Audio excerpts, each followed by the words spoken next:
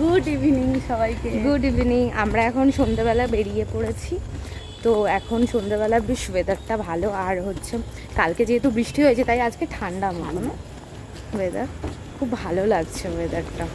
আর এখন যাচ্ছি, দেখি কোথায় যাই। আর ভাবলাম বাড়িতে থেকে লাভ নেই, একটু বাইরে বেরোনো যাক, তাই জন্য এখন বাইরে বেরিয়ে গেছি।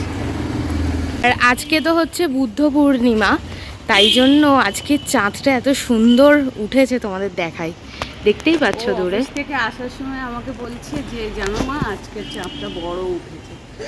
হ্যাঁ, আমি আবার শুনেছি বাট ক্যামেরা, চাঁদ উঠেছে।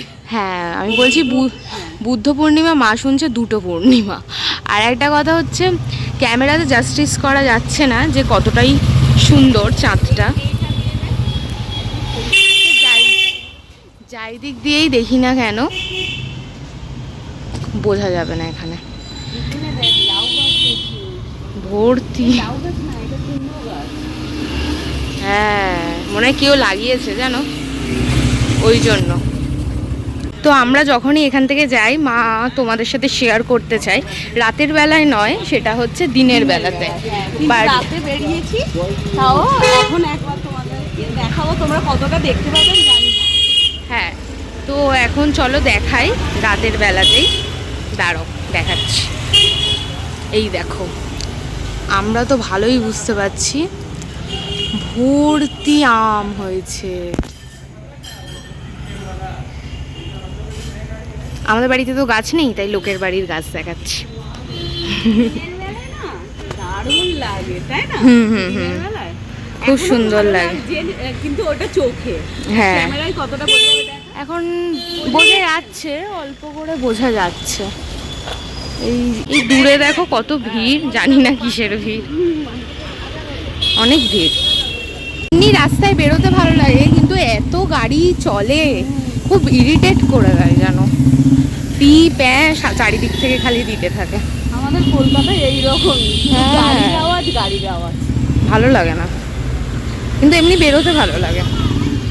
এখন মা বললো একটু আদ্যা মায়ের মন্দিরে যাবে, আমি জানি না খোলা আছে কিনা এখন, দেখি যদি খোলা থাকে একটু দর্শন করে নেবো। আমি হাত রাখতে এইদিকে এলাম, তাই জন্য ভাবলাম যে একটু আদ্যা মায়ের মন্দিরেই ঘুরে যাই। হ্যাঁ, তো এই যে এটা আমাদের এখানে আদ্যা মায়ের মন্দির, দেখি চলো খোলা আছে। হ্যাঁ, তো ভালোই হয়েছে খোলা আছে, একটু দর্শন করে নেব।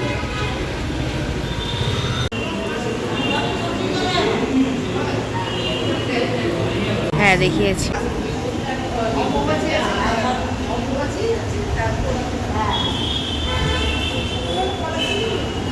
তো দেখো আমরা কিন্তু প্রসাদও পেয়ে গেছি, যেটা হচ্ছে খুব ভালো ব্যাপার। হ্যাঁ, মন্দিরে এসে মায়ের প্রসাদ পেয়ে হ্যাঁ ভালো লাগছে। এই দেখো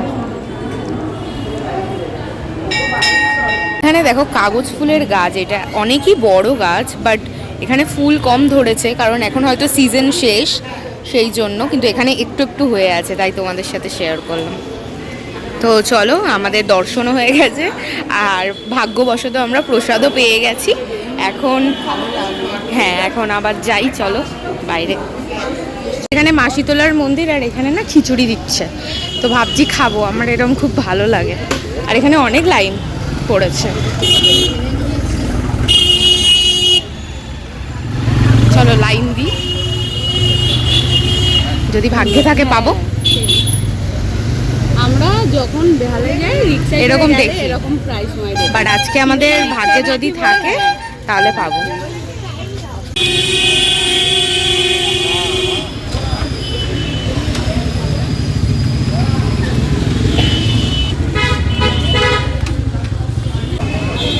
আমরা পেয়ে গেছি হচ্ছে মা শীতলার এখানে প্রসাদ, এখানে দিচ্ছিল।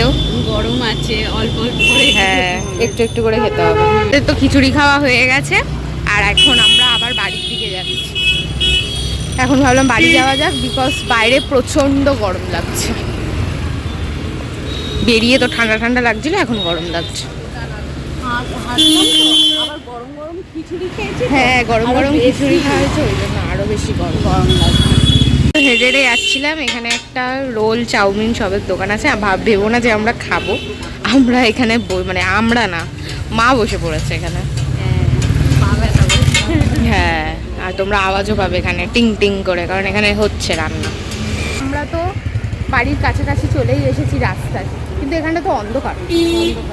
একটু আলোর দিকে যাই, তারপর হ্যাঁ, আমি বললাম মাকে যে ফ্ল্যাশ জ্বালিয়ে ভিডিও করি চলো, মা বলে কুকুর আছে এক্ষুনি ওদের ডিস্টার্ব। আমার প্রচণ্ড ভয় লাগে এই রাস্তায় না, কুকুরগুলো থাকে তো, আর ওরা কি ওই ভৌমো ফেলেই যাচ্ছে। হ্যাঁ, তো কি বলতে চাও বলো। হ্যাঁ, ভাবছি এবার থেকে তোমাদেরকে প্রতিদিন ব্লগ দেব। আজকে তো হচ্ছে 1 মে, হ্যাঁ। আজ হচ্ছে লেবার ডে, তো মা বলেছে এবার থেকে ডেলি ব্লগটা আসবে। হ্যাঁ, ব্লগও অনেক আসবে, দিনই শর্টসও vlog আসবে। করা হয় না এবার থেকে, তাই ওকে বললাম যে ব্লগ স্টার্ট করি।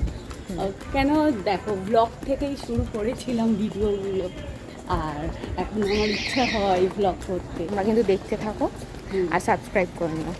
টাটা।